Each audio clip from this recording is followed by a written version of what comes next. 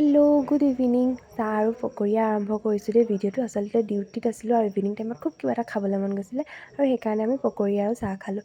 আৰু আমি যিহেতু মধ্যবিত্ত পৰিয়াল হয় আৰু আমাৰ মুখত টাইল শব্দটো শুনিবলৈ বা ক'বলৈহে ভাল হয়, কিন্তু নিজৰ ঘৰখনত লগাবলৈ ইমান এটা সহজ নহয়।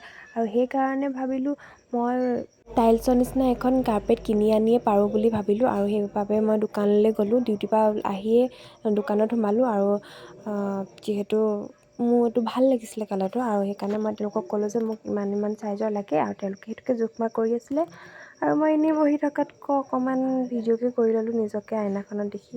জানেই আৰু ছোৱালী মানুহৰ কথা, আইনাখন দেখিলে ৰখিব নোৱাৰে। আৰু এইখন কেনেকুৱা লাগিছে জনাব দেই। মই আহি ঘৰত মানে পাৰি আছোঁহি, মা দেউতা দুজনে পাৰি আছে, সেইখন অকণমান মিলাব লগা আছে আৰু কেনেকুৱা লাগিছে জনাব দেই। আৰু ভিডিঅ'টো চোৱাৰ বাবে বহুত বহুত ধন্যবাদ।